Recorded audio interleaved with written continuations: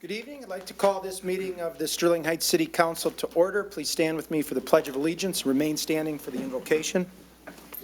I pledge allegiance to the flag of the United States of America and to the republic for which it stands, one nation, under God, indivisible, with liberty and justice for all. Dear God, please bless our elected officials. Grant them courage and wisdom to do what is right for all citizens. Amen. Amen. Amen. Thank you. Mrs. Riska, can we please have the roll call tonight? Mayor Taylor? Here. Mrs. Sarosky? Here. Mrs. Koski? Present. Mr. Radke? Here. Mrs. Schmidt? Present. Mr. Shannon? Present. Mrs. Ziarko? Present. Thank you, Council. We need approval of the agenda tonight. Mr. Mayor, Mrs. Koski. move to approve the agenda. Support. It's been moved and supported. Is there any discussion? With no discussion, all in favor signify by saying aye. Aye. Opposed? Motion carries. First item on our agenda is a report from our city manager. Our city manager, Mark Vanderpool, is not in the office this week, so filling in for him is our assistant city manager, Jeff Bohorski. Mr. Bohorski. Thank you, Mayor Taylor. This past Thursday, June 28th, the city had a wonderful celebration in the new and improved Dodge Park. The celebration served a dual purpose. First, it was the 50th birthday party in recognition of Sterling Heights Incorporation as a city on July 1, 1968. The celebration also served as the grand reopening of Dodge Park, which has undergone an incredible transformation over the course of the past 10 months. I'd like to share tonight a few images from last Thursday and highlight just a few of the new amenities. The new Farmers Market Pavilion is an incredible new venue. During the summer months, it will serve as the home for the farmers market events every Thursday. Then in the winter, the pavilion will convert to an outdoor covered ice skating rink. If there is a signature venue in the new Dodge Park, it has to be the new spray park. This amenity had children and parents waiting in line from its opening at 10 a.m. all the way to 8 a.m. when it closed. 8 p.m. when it closed. It generated the most compliments from residents who seemed genuinely excited that this free venue was available for their children.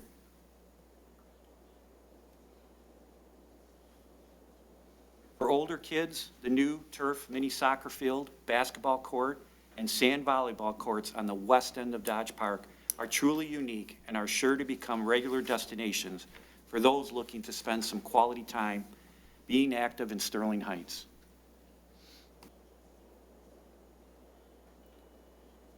The new amphitheater on the east end of Dodge Park provides a great venue and stage for national and local musical acts that will perform at city events throughout the summer months.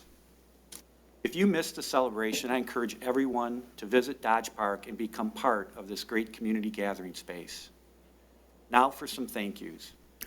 For the birthday celebration, special thanks to Community Relations Director Bridget Kozlowski and Library Director Tammy Turgeon, who served as co-chairs for the 50th Birthday Party Committee.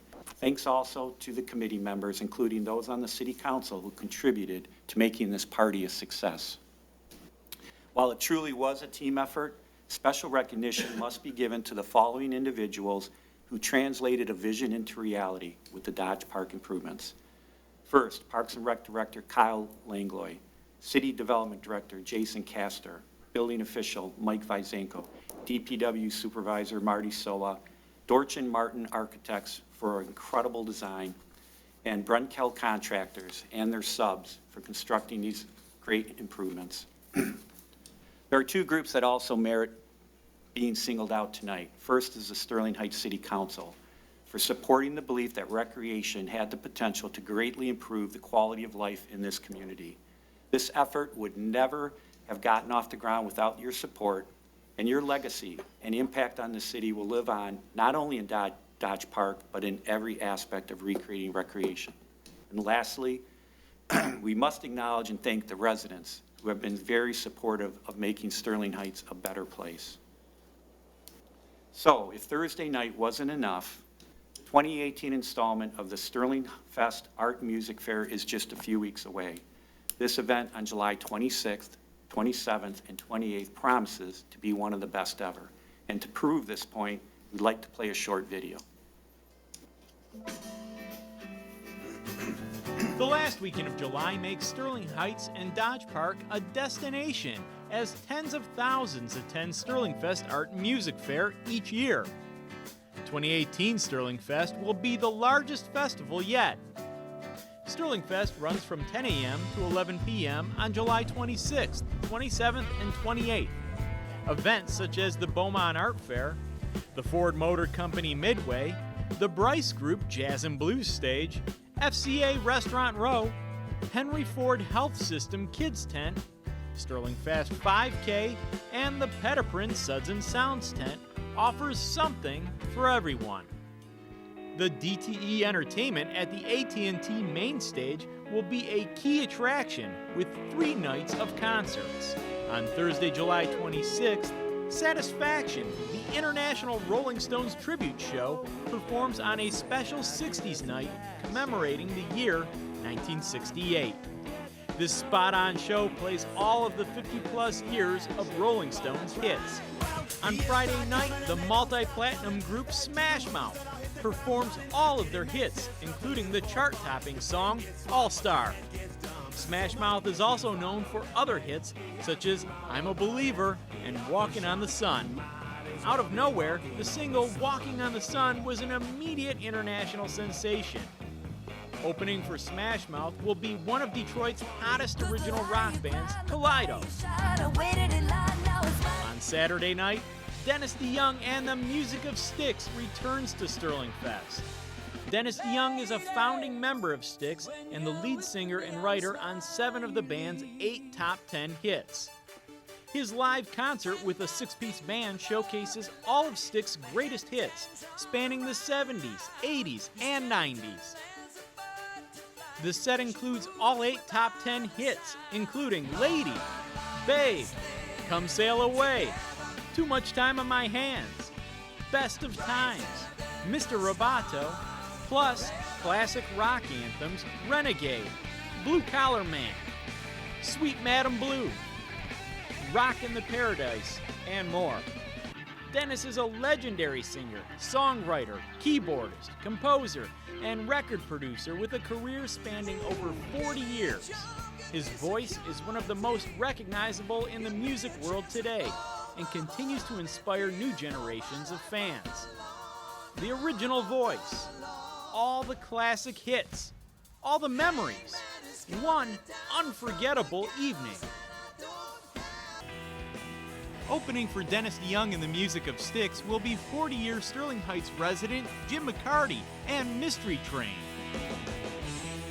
Jim McCarty was the former guitarist of the Detroit Wheels, Buddy Miles Express, Cactus, and the Rockets.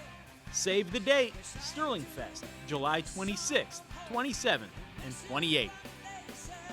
They said, come sail away, come sail away, come sail away with me. So obviously a great lineup coming up, and again, that's in a couple of weeks, so we're all looking forward to that. So now a quick thank you to our electrical inspector, Rick Thomas, who represented the city of Sterling Heights in the Macomb County Bicentennial Torch Relay on June 22nd. This event was part of the county's bicentennial celebration and appropriately was a 200-mile route through 27 Macomb County communities, including Sterling Heights. Rick, who is an avid runner, stepped forward to carry the torch for a portion of the route through Sterling Heights. As evidenced by this photo, Rick was supported by a team that included his fellow city employees and a few familiar faces from City Council. So now to a slightly less pleasant subject. Today, tomorrow, and Thursday are days designated under state law for the discharge of consumer-grade fireworks. Without question, these 3 days have the heaviest usage of fireworks within our residential neighborhoods. Historically, this is a period when the city's use regulations are violated, and we do see incidents involving both personal injury and property damage. To hopefully minimize these inherent risks, we have asked Assistant City Attorney Don Denault and Sterling Heights Police Captain Ken Pappas to provide a brief presentation tonight on fireworks and the city's enforcement. Mayor, if I could have Mr. Denault and Captain Pappas step forward.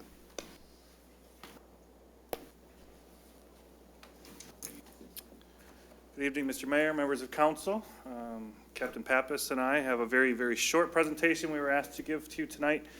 Primarily, I think, to educate the residents who are watching at home and anybody in the audience as well on what our rules are in Sterling Heights and under state law regarding fireworks. Every year, there's a lot of questions and confusion about that, so we're here to sort of slice through that. I think Captain Pappas is going to talk a little bit about police enforcement and what their role will be.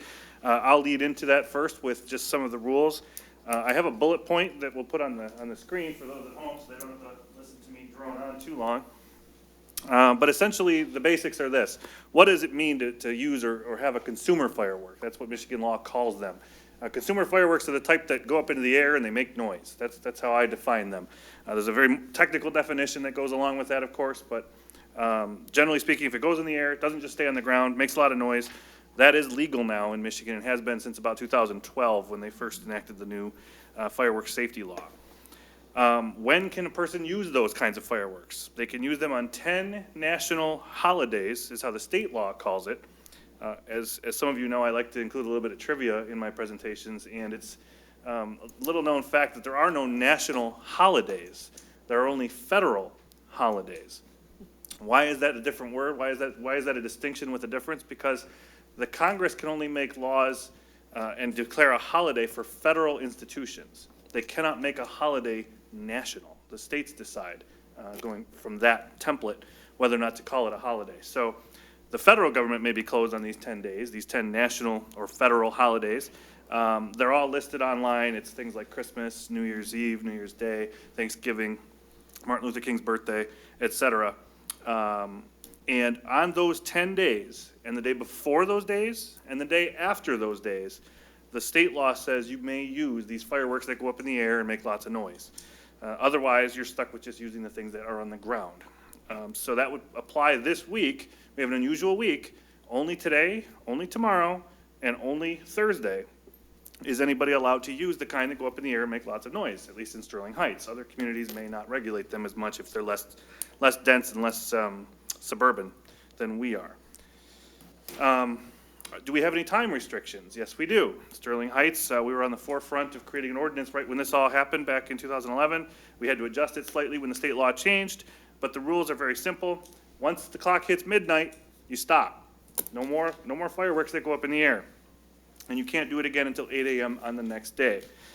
We also have a noise ordinance in Sterling Heights. A lot of people forget that just because you could fly these things until midnight, the noise ordinance says you have to stop at 11 o'clock p.m. making loud noises that can be heard from any public place. So unless you're in a pretty private area, once we get to 11 o'clock, yes, you're allowed to use them, but you can't use them in a way that makes noise. Where can you use these things? Well, you can use these things on your own property, of course, or any property that you have permission to use them on. But you can't go to somebody else's field, you can't go to a church, you can't go to a school, you have to have permission.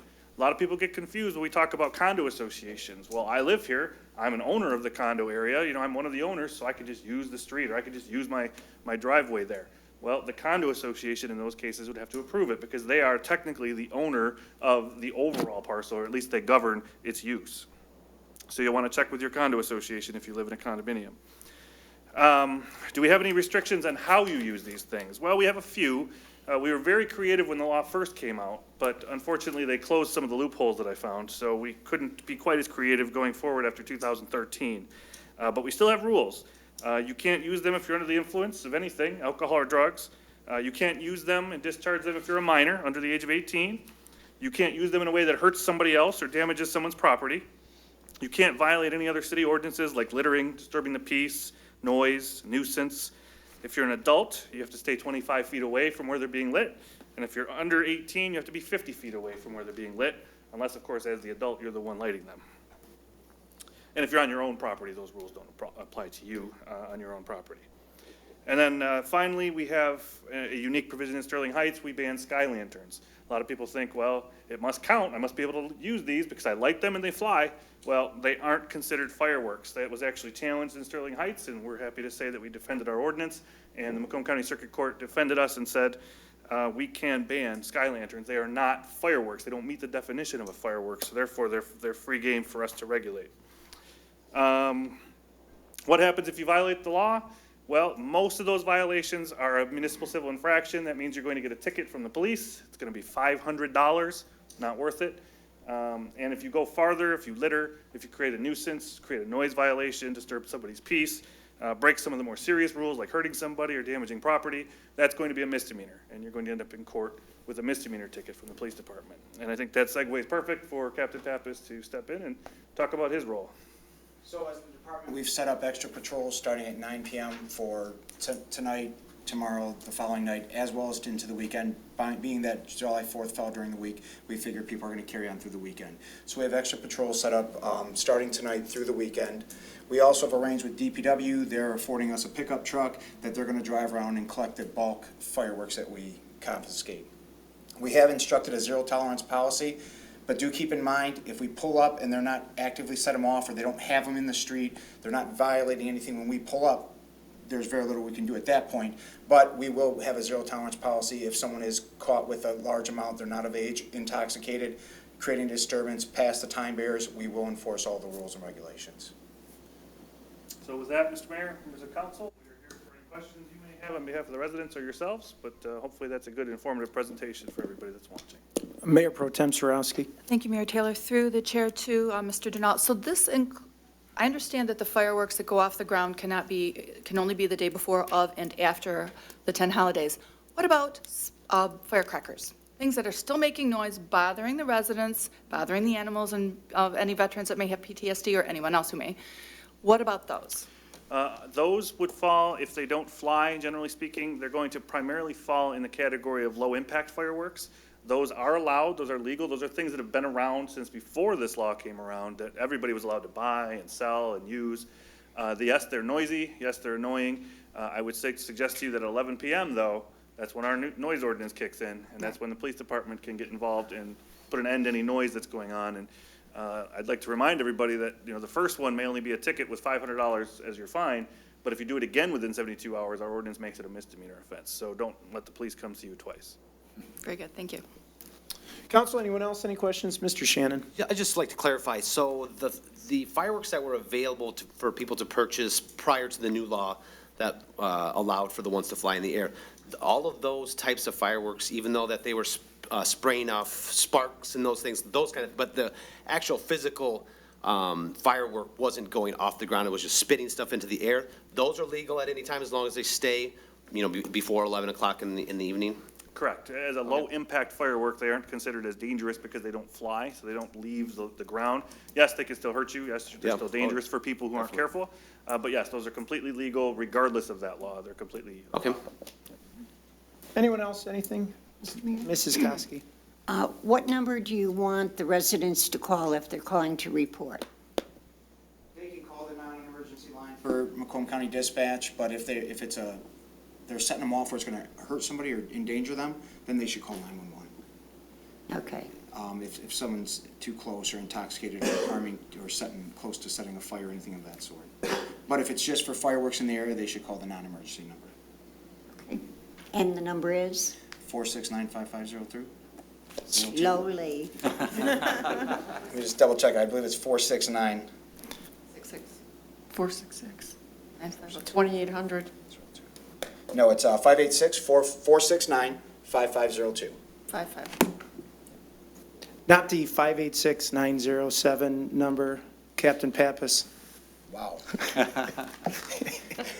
I'll leave the last four out. Yes, thank you. We know you guys. But now they only have 9,900. Yeah, they'll find it. We know you guys are going to be very busy, and we appreciate all the work that you guys do. You know, we get a lot, I know I personally and the other council members get a lot of complaints. Why aren't the police out there?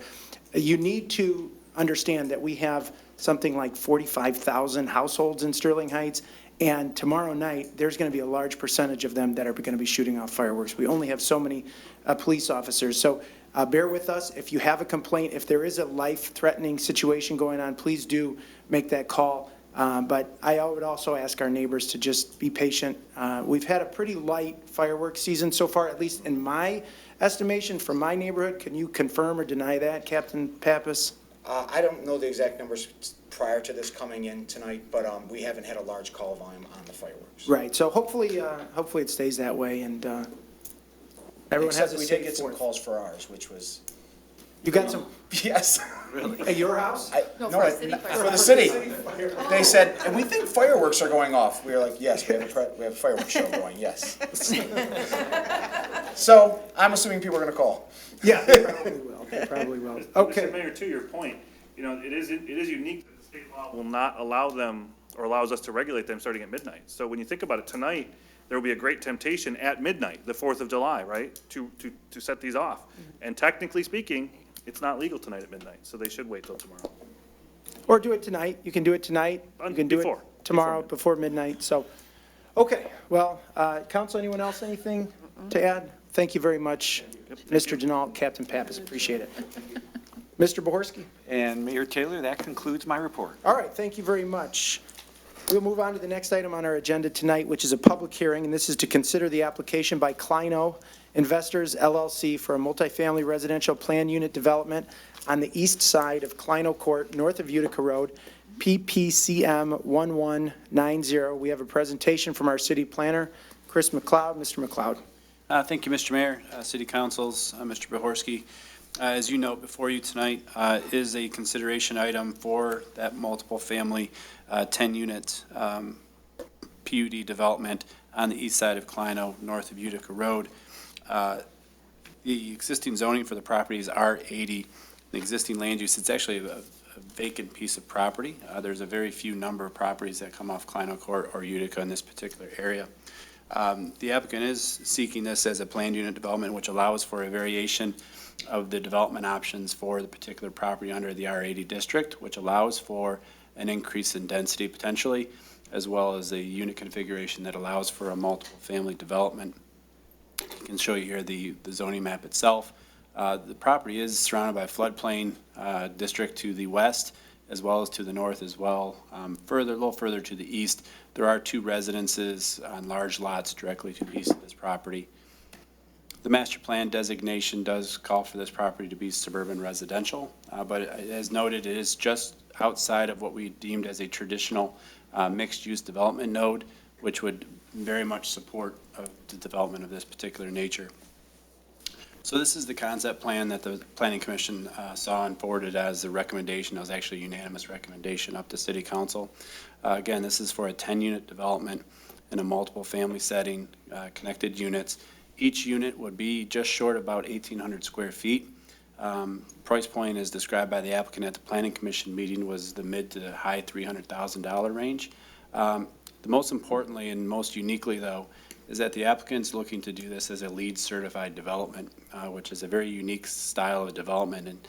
And it sounds like it very well may be the first LEED certified multiple family development in the county, which would be a very unique standpoint for the development.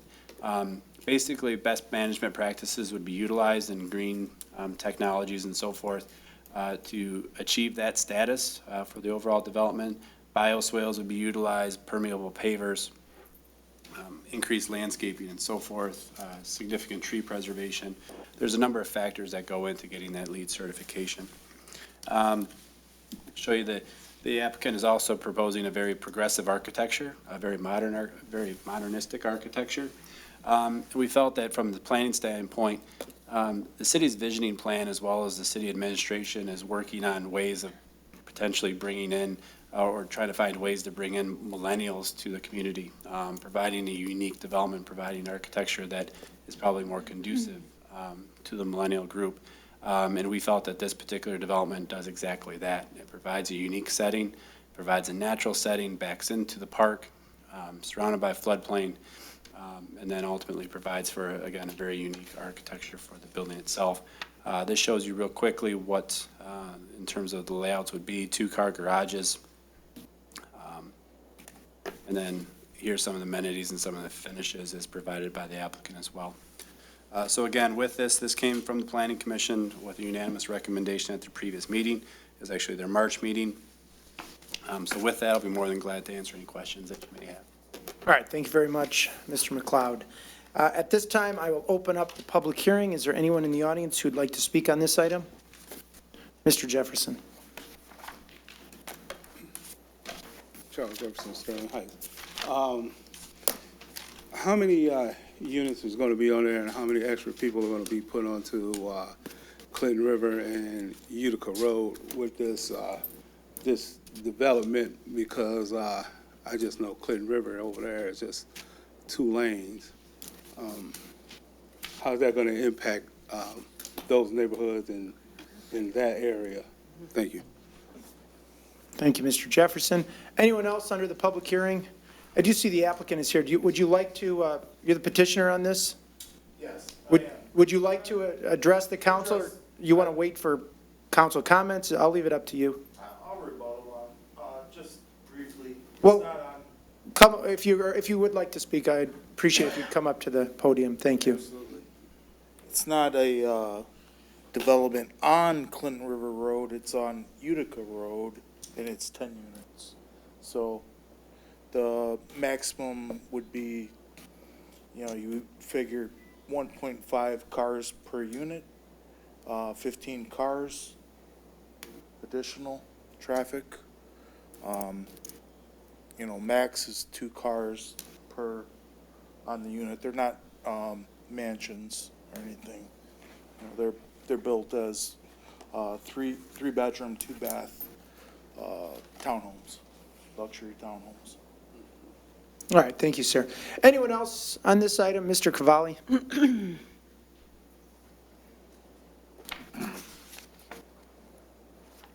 Nick Cavalli of Sterling Heights.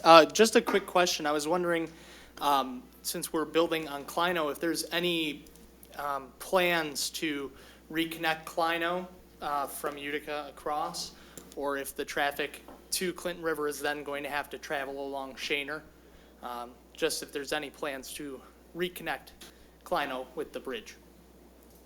All right, thank you, Mr. Cavalli. Anyone else on this item? If not, I'll close the public hearing, and council, we need a motion. Mayor Taylor, Mrs. Zarko. resolve to approve the application by Clino Investors LLC for the planned unit development on approximately 1 acre of property situated on the east side of Clino Court, north of Utica Road, PPCM 1190, subject to the terms and conditions set forth in the planned unit development agreement, and authorize the mayor and city clerk to sign the agreement on behalf of the city. Support. It's been moved and supported. Any discussion, Mrs. Zarko? Thank you, Mayor Taylor. I just want to say this is a very interesting development. I'm really excited about it. I think it's going, it's a modern type development, so it's going to be something new that we have in the area. I'm really excited about the LEED certified buildings. I think that will be a draw to numerous people, and will be willing to pay the price point on those in order to live in an energy efficient home.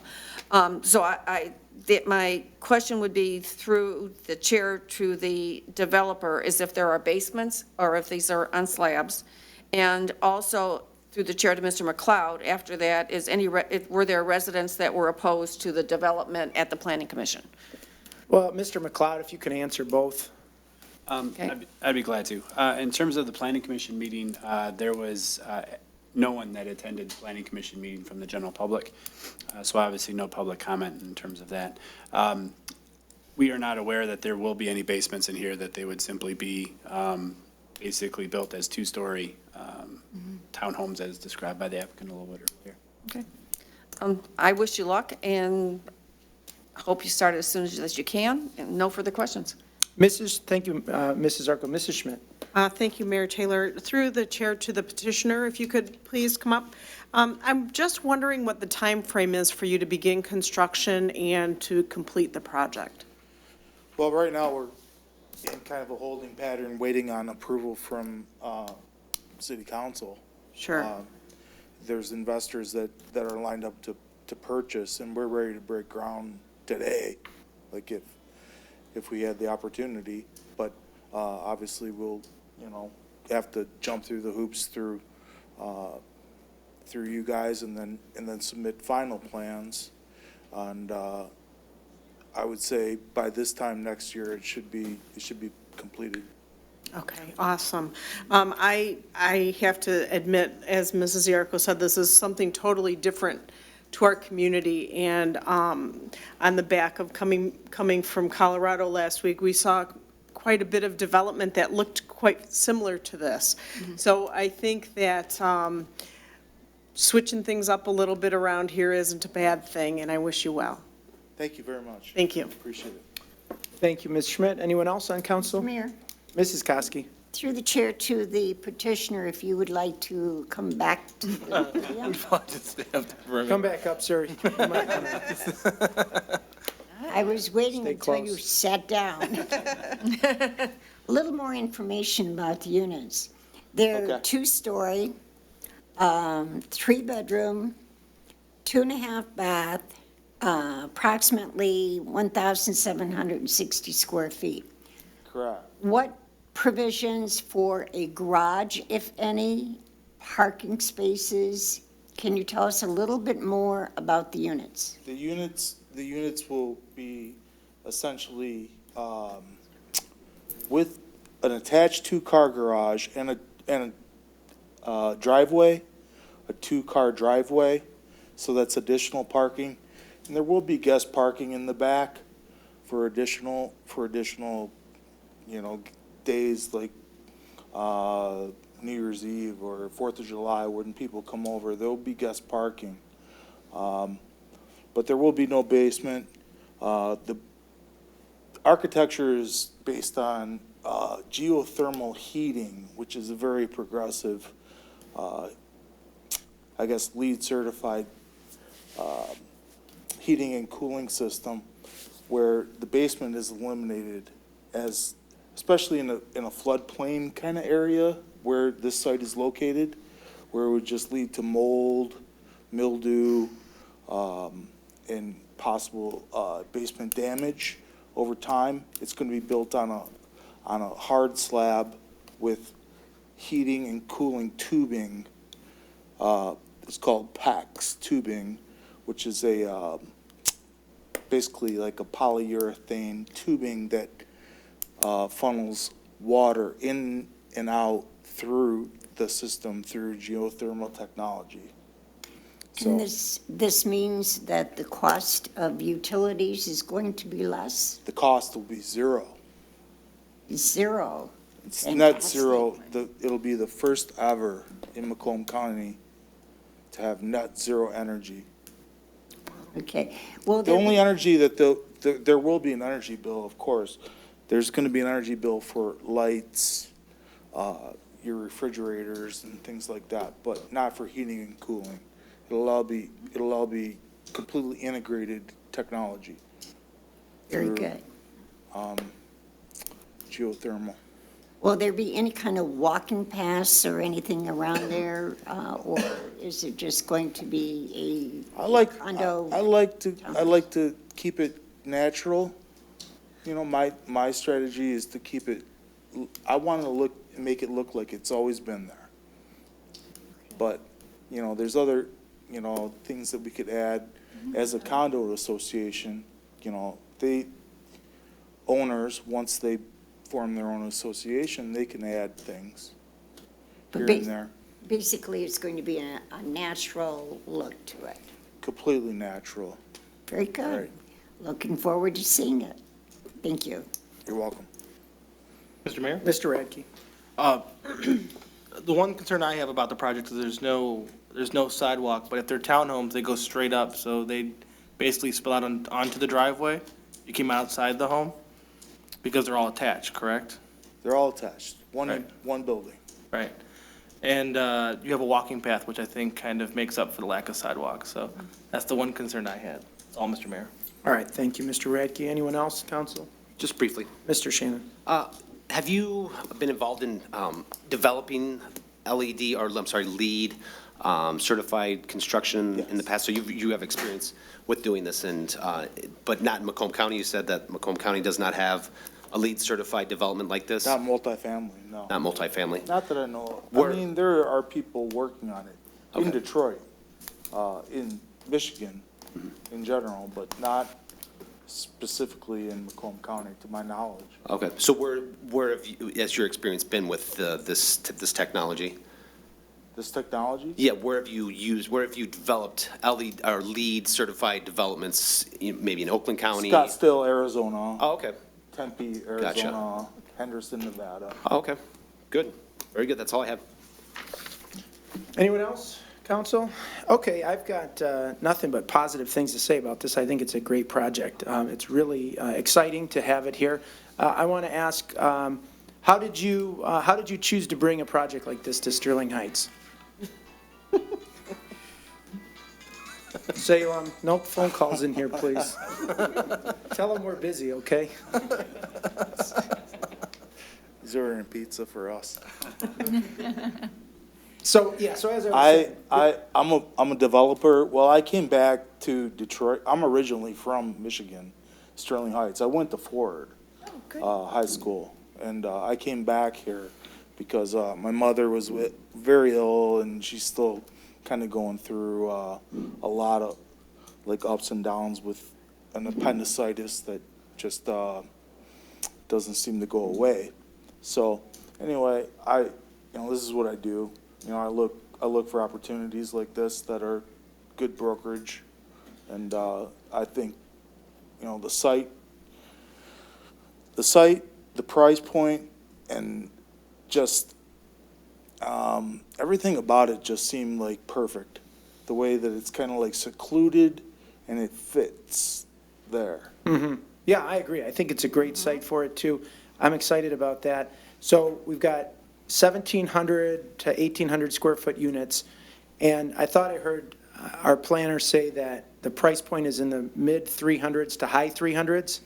Is that correct? Yes, but a lot of people would, I've had conversations with people that have kind of like scoffed at that price point and said, well, you're never going to get that, but you have to consider the fact that the energy bills are going to be zero over the course of the lifetime of the building, essentially.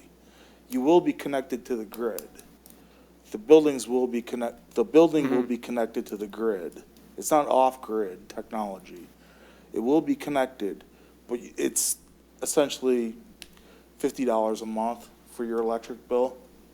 No, for heating and cooling and everything. I'm optimistic about it. I don't, you're the one that's making the investment, and if you think that you can get it, well, then good for you. That's $200 a square foot, and I hope you can get it, because if you can, then I think more developers will see that, and they're going to start, eating up some of these other sites, and I think there's a robust market for condos and high-end apartments in Sterling Heights that hasn't really been tapped into yet, and this is a project that's really the first of its kind, and I'm excited for it. So. Thank you. So I wish you I am too. good luck. Really excited. Yeah, I can't wait to see how it turns out. I think you're going to have a lot of interest in this. As Mr. Radke said, I'm really interested. I think you got a nice kind of like walking path, dog trail, and through the woods there. The architecture looks great. The floor plan is unique in Sterling Heights, and I hope this is just the start. These first 10 units, I hope really turns into something much bigger, because I certainly think there is a market for it here. So I don't have anything else, unless there's anything more you want to add about the project. I just appreciate the progressiveness of specifically your planner, Chris. He did a great job to get this to the point where it was like even conceivable, because I've been through other cities that are less progressive, and a lot of people talk about green building, okay? Green building or LEED certified, but there's such thing as green zoning too, and this is a great example, I think, of green zoning as a progressive urban planning trend. Good. Well, it's good to hear, and we appreciate that, and we appreciate your investment coming back to your hometown, and wish you good luck, wish your mom good luck with her health issues, and I think that's all we've got. So, council, without any further discussion, all in favor signify by saying aye. Aye. Opposed, motion carries. Again, good luck. Thank you very much. Very exciting project. Unique and one of its kind, really. Next is a ordinance introduction, to consider introduction of a map amendment to zoning ordinance number 278 to conditionally rezone property situated on the north side of Metropolitan Parkway, east of Mound Road in section 21 from M1 Light Industrial District to C3 General Business District, case number PZ 18-0001. Presentation again from our city planner, Chris McLeod. Mr. McLeod. Thank you, Mr. Mayor. Council, again, Mr. Bohorsky. As you know, before you tonight is the potential introduction of this ordinance amendment, which would take the subject property at 6127 Metropolitan Parkway from its current M1 Light Industrial District to the C3 General Business District for the specific purposes of developing a self-storage, an indoor self-storage facility. The facility itself would be 3 stories, approximately 100,000 square feet. It would contain plus or minus about 530 individual storage units. As we've learned, as we've had several of these in the last couple of years, that number has a tendency to flex a little bit in terms of the storage units as the market kind of dictates what is in demand. Important to note with this particular facility, there is no specific outdoor storage being provided at this location. In terms of the hours of operation, tenants would be able to access the site itself 7 days a week from 6 a.m. to 10 p.m. With an option for a tenant to go under additional scrutiny, so to speak, to gain 24-hour access to the facility itself. There would be obviously a key code security system as well as comprehensive surveillance system for the site itself. Kind of scroll through here.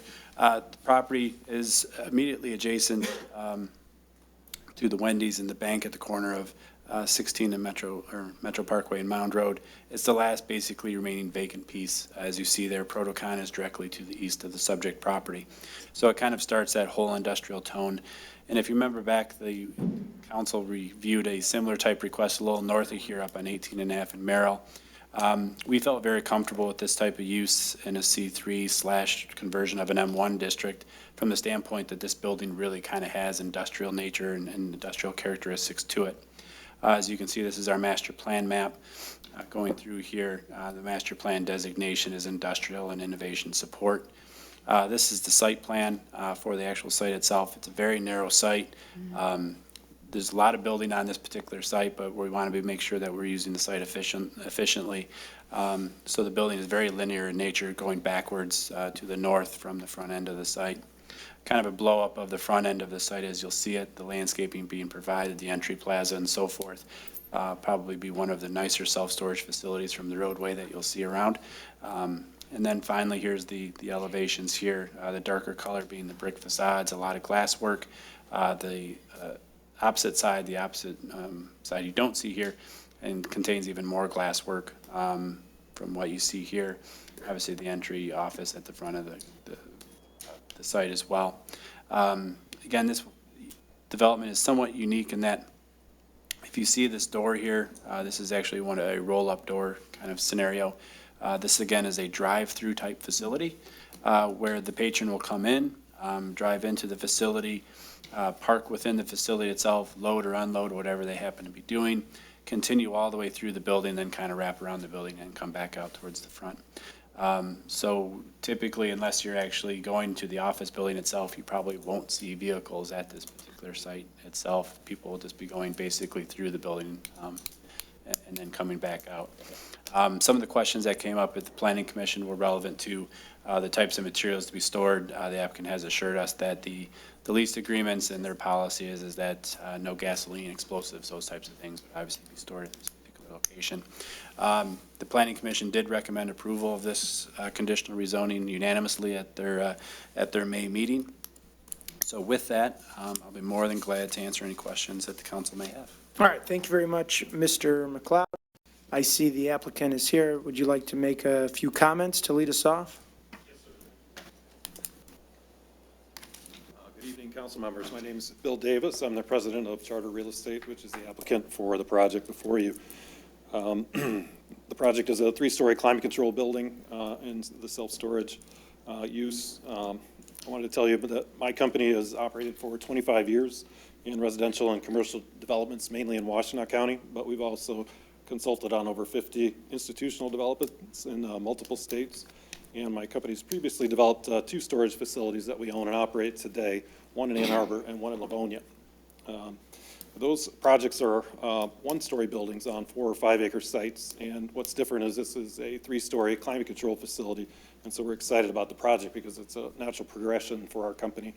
And it's interesting to be juxtaposed with the previous project because storage is really a commodity type of use. There's a rental rate, and, one storage unit to a customer is similar in many ways to another storage unit.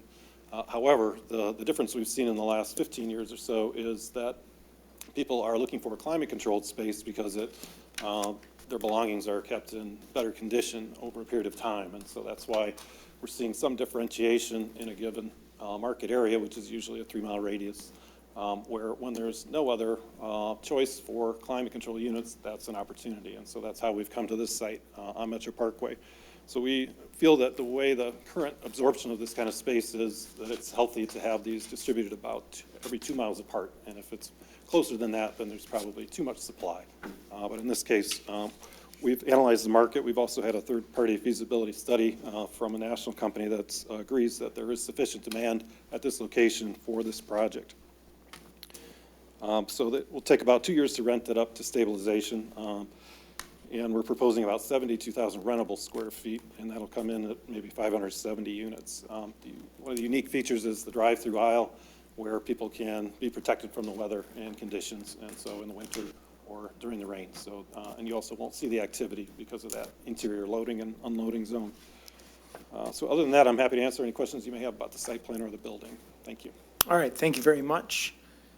Anyone in the audience who'd like to speak on this item? If not, council, we need a motion. Mayor Taylor? Mrs. Sarowski. Resolved to introduce the map amendment to zoning ordinance number 278 to conditionally rezone properties situated on the north side of Metro Parkway, east of Mound in Section 21, from M1 Light Industrial District to C3 General Business District, case number PZ18-001, and direct the petitioner to proceed to finalize a proposed amendment so that the city council can further evaluate the offer of conditionally rezoning the property at the July 17th, 2018 regular meeting.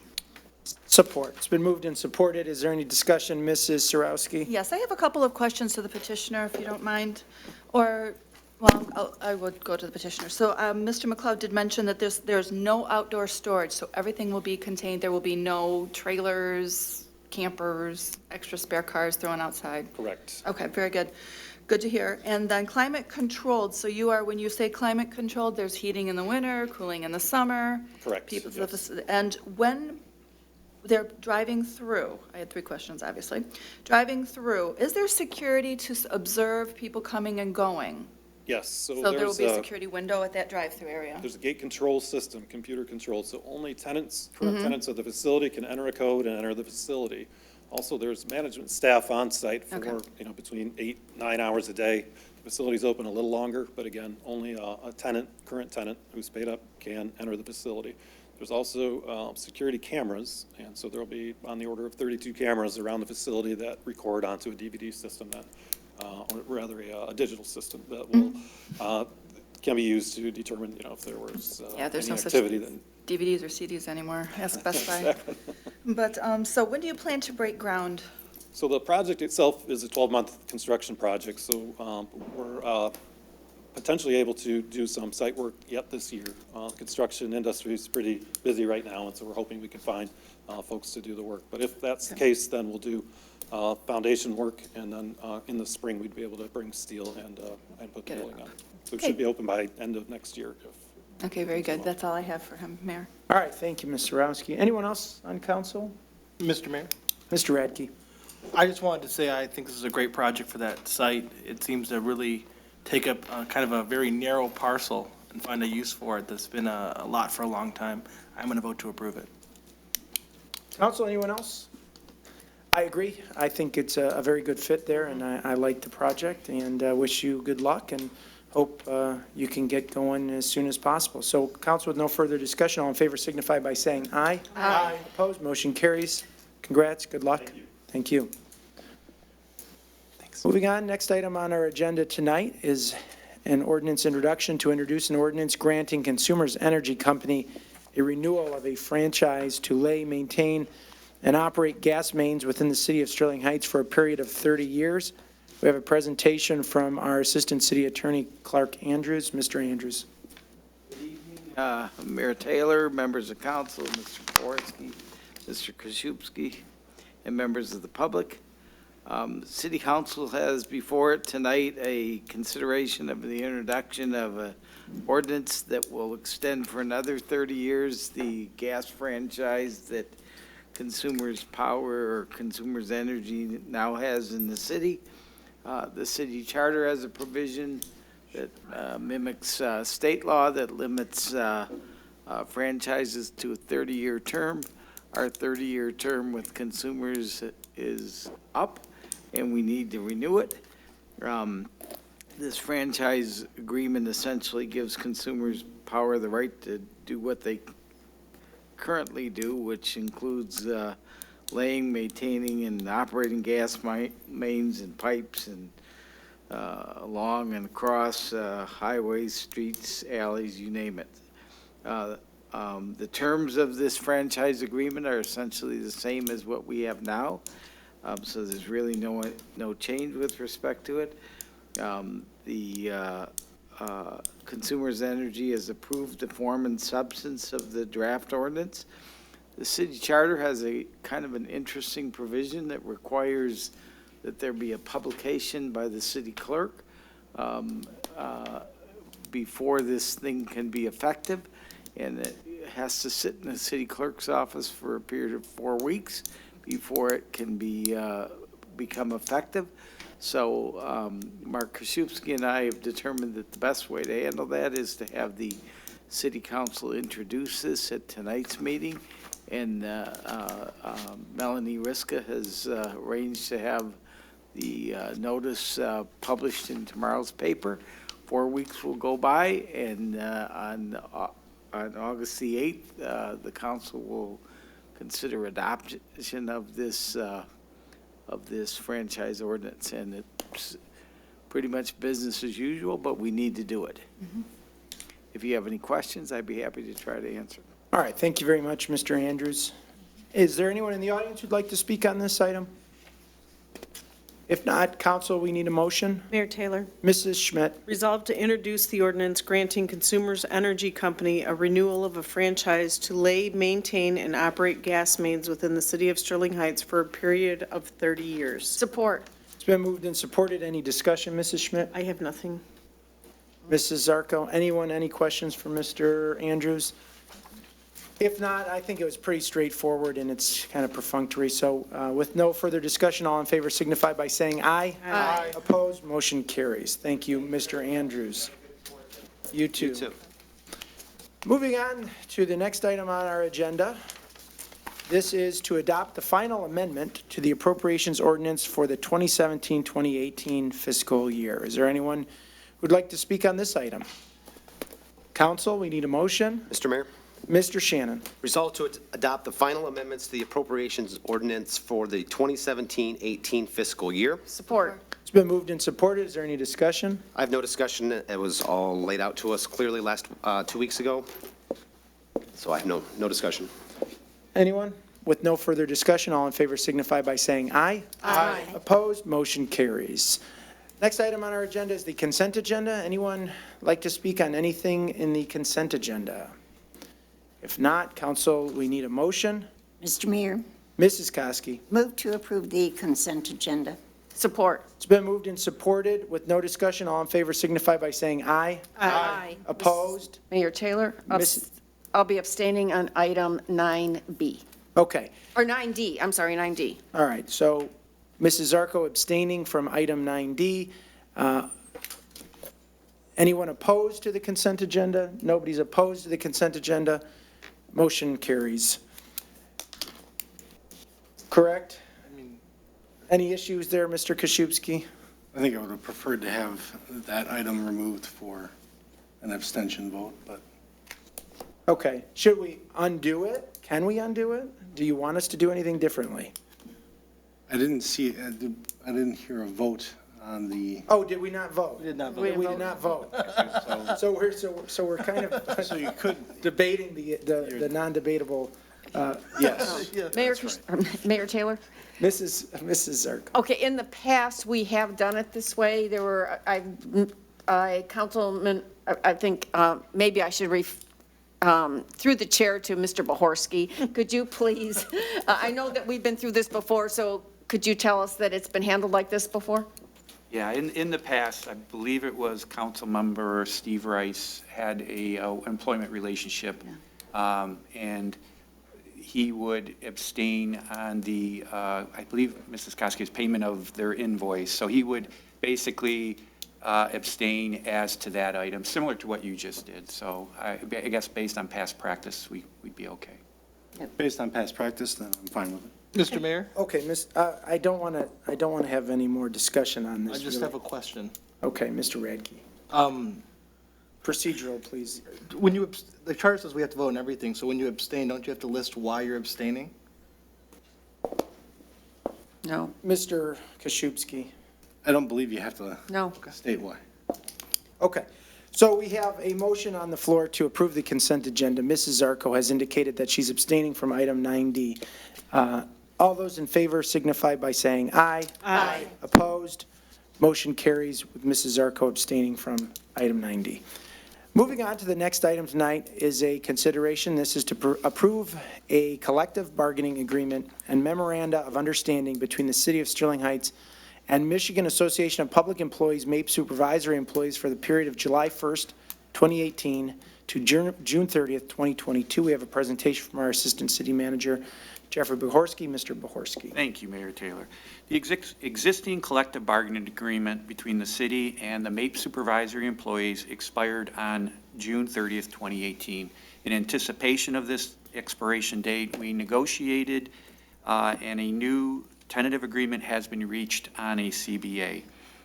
The membership of the MAPE supervisory employees recently ratified the tentative agreement, and it is now being presented to council for approval. I'd like to just go over a couple of the highlights. It is a 4-year renewal from July 1, 2018 to June 30, 2022.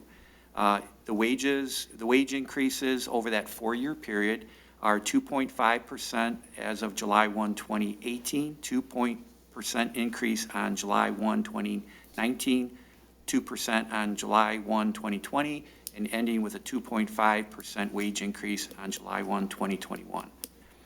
3 members of the bargaining unit are receiving job reclassifications due to changes in job duties, and those would be the purchasing and facilities maintenance manager, city planner / city development manager, and parks and recreation director. With regard to medical benefits for active members, we are switching the base medical plan to the Blue Cross Blue Shield Simply Blue 2000 high deductible plan with this prescription drug benefit. Annual health savings account contributions by the city will be $2,400 for a 2-person or family plan and $1,200 for a single person. Employees will pay 10% premium share on this plan to be implemented as follows: 0% premium share in calendar year 2019, 0% in calendar year 2020, 5% in calendar year 2021, and 10% full implementation in calendar year 2022. This plan will also become the base plan for retirees. So anybody retiring during this 4-year period will take the Simply Blue high deductible plan into retirement with the 10% premium share. There is a slight increase of 25 hours in compensatory time, going from 125 hours of paid compensatory to 150 hours. We've also, in light of rising tuition costs, we've increased the educational assistance that we provide the members from $2,000 to $3,000 per year for undergraduate and from $3,000 to $4,000 for graduate studies. We are also introducing into the contract a master's degree stipend, so members that have earned that degree will receive an annual stipend of $1,000. All other benefits are the same as provided under the expiring contract. I would like to thank the bargaining unit for their good faith in negotiating, and for all the foregoing reasons, we're recommending approval of the CBA tonight. Thank you. All right, thank you, Mr. Bohorsky. Anyone in the audience who'd like to speak on this? If not, council, we need a motion. Mayor Taylor. Mrs. Sarowski. Resolved to approve the collective bargaining agreement and memorandums of understanding between the City of Sterling Heights and MAPE supervisory employees for the period of July 1st, 2018 through July 30th, 2022, and authorize the mayor and city manager to sign all documents in conjunction with this approval. Support. It's been moved and supported. Is there any discussion? No, I think it's very fair, Mayor Taylor, and thank you, Mr. Bohorsky, for your presentation. I do believe that we do employ quite highly educated people. I like to see that we are doing some type of education assistance, and so I think this is a great plan. Thank you. Council, anyone else on this item? With no further discussion, all in favor signify by saying aye. Aye. Opposed, motion carries. Next item on our agenda tonight is to consider nominations to City of Sterling Heights boards and commissions. Is there anyone who'd like to speak on this item? If not, council, this is a two-step process, Board of Ordinance Appeals 1 and Board of Ordinance Appeals 2. Is there anyone who has a nomination to the Board of Ordinance Appeals 1? Going once, going twice, anybody? I believe we did have a Mayor Taylor. for 2 or 4. Mrs. Sarowski. I'll go ahead. Resolved to nominate Mike Stickney for consideration as an appointee to the Board of Ordinance 1 at the July 17th, 2018 regular city council meeting. Support. It's been moved and supported. Is there any discussion on that It does. nomination, Mrs. Sarowski? Yes, sorry, I'm to interrupt you, Mayor. Yes, Mr. Stickney has been attending as an alternate to the ordinance board of number 1, so I'm in full confidence that he will be able to serve in the full capacity that he needs to, so I have no other concerns. Okay, thank you, Mrs. Sarowski. Anyone else? No further discussion. All in favor signify by saying aye. Aye. Opposed? Motion carries. There is a nomination we need to make for Ordinance Board of Appeals 2. Does anybody have a nomination for that? If not, I would entertain a motion to adjourn to the August 8th, 2018 City Council meeting. So moved. Support. It's been moved and supported with no discussion. All in favor signify by saying aye. Aye. Opposed? Motion carries.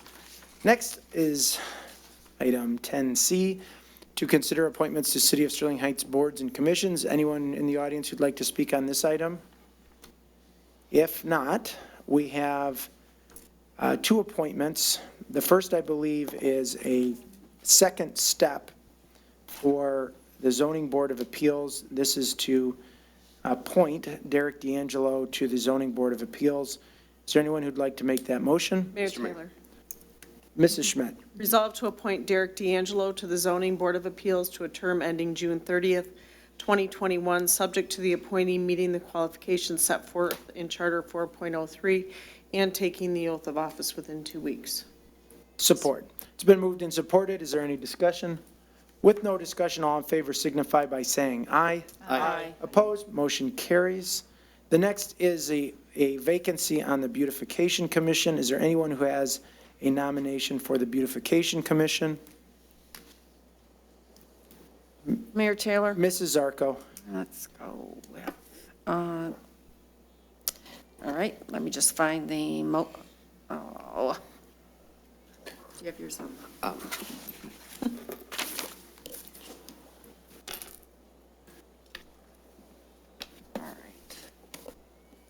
Resolved to appoint Gary Luss to the Beautification Commission to a term ending June 30th, 2021, subject to the appointee meeting the qualifications set forth in Charter 4.03 and taking the oath of office within 2 weeks. Support. It's been moved and supported. Is there any discussion? With no discussion, all in favor signify by saying aye. Aye. Opposed? Motion carries. And I believe that concludes that portion of our agenda. We will move on to communications from citizens. Is there anyone who'd like to speak on any item not on tonight's agenda? Mr. Jefferson. Good evening, everybody. Charles Jefferson, Sterling Heights. I'm the only one speaking tonight. At the last meeting, it seemed like you guys were trying to get on me about the Garrett stuff, but I would like people to check my track record first. I said the same thing about Labradini as well. Maybe Mr. Bohorsky can ask this question. Said the fireworks ordinance for the state goes until midnight, but ours goes to 11. And then a noise ordinance comes into play. What's the level of the noise ordinance for people and for it to come into play, because if it's just people outside talking, do they get a ticket at that point, or is it just fireworks?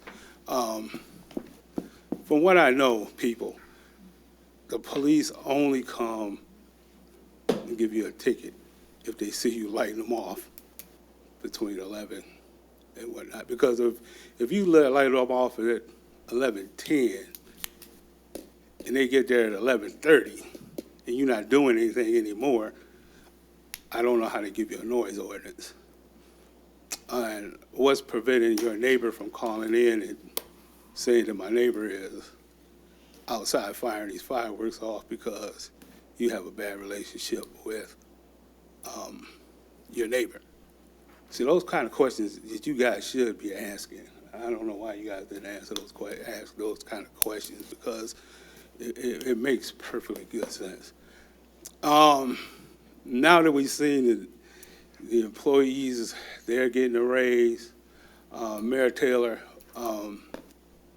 we've had 5 years of the Safe Streets millage, along with the roads. What are you doing to relieve that pressure off the backs of the residents? Because Mrs. Schmidt, Mrs. Koski, Mrs. Yarko, at that time, they all said that they wouldn't vote for that ordinance without it coming with a sunset clause.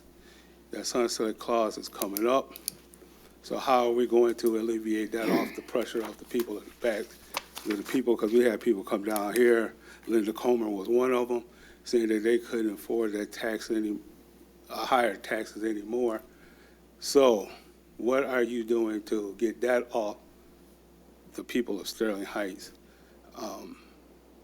That's a good question. Are you guys going to put it back on the ballot, or are you just going to go ahead and pass it? That needs to be brought out to the people. Nate, this is the third meeting I asked you about the RTA. That vote's coming up here soon. How are you instructing the people on the vote for the RTA? That's going to be an added tax onto the people. I keep saying that's a good thing for this community, especially since we're leaning so heavily on commercial activity to be brought here in Sterling Heights. Those people have to get the people to their jobs, and buses and transportation is necessary to that group. And to end everything off, everybody have a good 4th of July. Thank you. All right, thank you, Mr. Jefferson. Who'd like to be next? Mrs. Comer.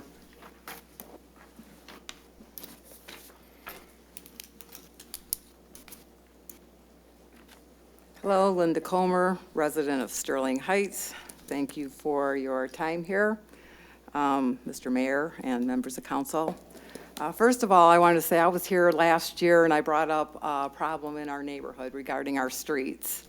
And Mr. Vanderpool was very quick in responding, had the engineering department out, and I am very grateful today to stand here and say thank you.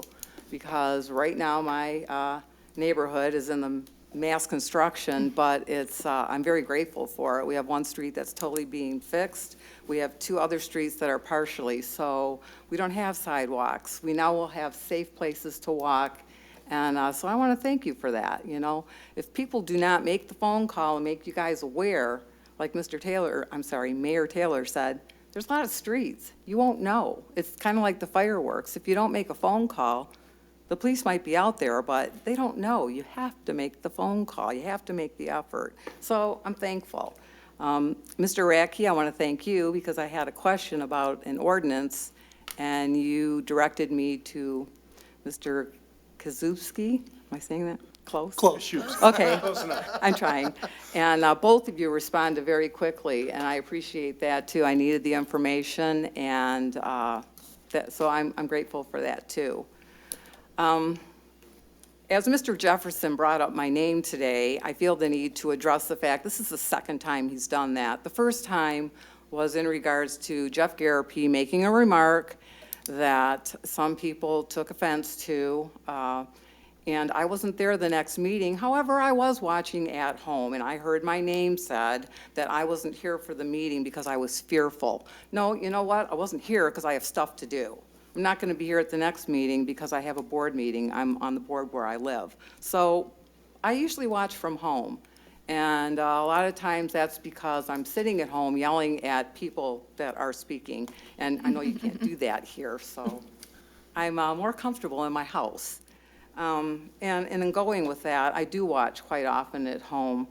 And I'm actually appalled by some of the behaviors that I see in the people in the audience.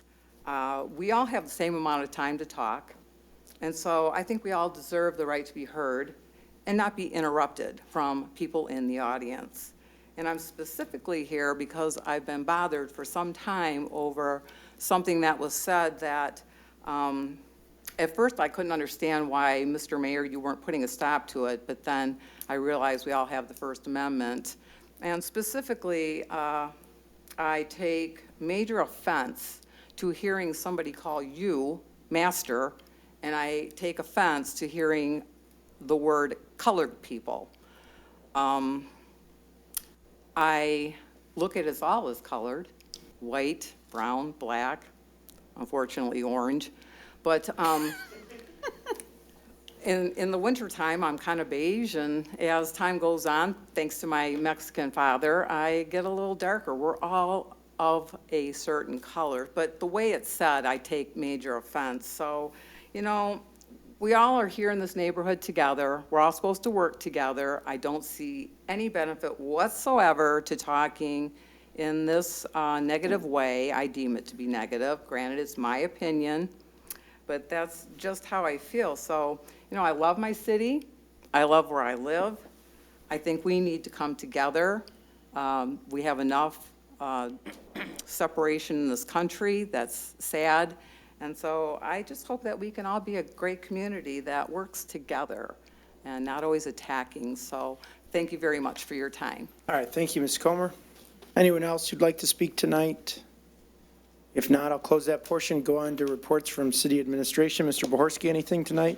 Just a quick response to one of the residents' questions about what is the standard for noise. So typically, it obviously, and Mr. Koszewski can correct me or add to this, but it's generally the standard is disturbing the public peace. You don't disturb you can't disturb a police officer.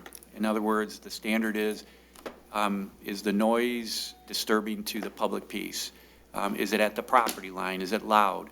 So that generally is the standard. And the check valve here is, you know, the police officer verifies whether the noise is happening. So if there's a graduation party, are there fireworks going off? The police officer's job is to verify whether that complaint is valid by hearing the sound, but it's not disturbing him, it's disturbing the public peace. That's it, Mayor. I believe I don't have anything else to offer. All right, thank you, Mr. Bohorsky. Mr. Koszewski, anything? Nothing tonight, Mayor. Okay. Council, any new business reports? Mayor Taylor? Mrs. Zarko. I have noticed a couple of things in the city that I haven't in the past. One is motorized bicycles on the sidewalk, and I believe that we have an ordinance against that.